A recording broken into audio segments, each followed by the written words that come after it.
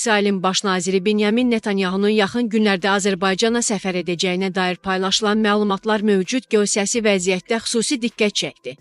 Hələ rəsmi olaraq təsdiqlənməsə də səfərin may ayında baş tutması gözlənilir. Netanyahunun Vaşinqton Təl-Əviv birliyi ilə Tehran arasındakı gərginlik fonunda əsasən də İran prezidenti Məsud Pezeşkiyanın aprelin 28-də ölkəmizə səfərindən sonra gəlişi bir çox iddiaları aktuallaşdırdı. Bəzi ekspertlərin fikrincə Bakı bölgədə mühüm geosiyasi mövqe tutan bir aktor kimi İsrail ilə İran arasında vasitəçilik edə bilər. Həmçinin Ankara və Təl-Əvivin Suriyada qarşı-qarşıya gəlməsi riskinin aradan qaldırılmasının da səfər çərçivəsində müzakirə ediləcək mövzulardan biri olduğu deyilir. Bakının İran və İsrail arasında vasitəçi missiyasını həyata keçirməsi nə dərəcədə mümkündür? Regionda uzun müddətdir mövcud olan gərginlik azaldıla yaxud tamamilə sona çatdırıla bilərmi? Globalifo açıqlamasında siyasi şərhçi Kənan Novruzov qeyd edib ki, Netanyahunun Bakıya gəlməsi ehtimalı kifayət qədər yüksəkdir və İsrail bu səfərlə həm öz maraqlarını təmin etmək, həm də Azərbaycanın strateji mövqeyindən faydalanmaq istəyir. Məsələ burasındadır ki, yaxın şərqdə müharibə davam edir və rəsmi Təl-Əviv geri çəkilmək niyyətində deyil. Belə bir vəziyyətdə İsrail Azərbaycanın İrana siyasi və ya diplomatik dəstək verməyəcəyindən əmin olmaq istəyir.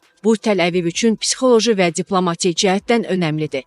Həmçinin İsrail-Türkiyə münasibətləri yenidən gərginləşir. Ankara ilə Təl-Əviv arasında müşahidə edilən soyuqluq fonunda İsrail Azərbaycana daha çox diqqət yetirir. Bu kontekstdə Bakının mövqeyi həm regional balans, həm də İsrailin strateji planlaması baxımından əhəmiyyət daşıyır. Belə bir şəraitdə Təl-Əvivin Bakının nəbsini yoxlamağa çalışa, eyni vaxtda onu potensial vasitəçi kimi sınaya bilər. Bu da Azərbaycanın regiondakı diplomatik çəkisinin artdığını göstərir. Əlbəttə, Azərbaycan hər zaman olduğu kimi başqasının deyil, yalnız öz milli maraqlarına əsaslanan xarici siyasət yürüdəcək.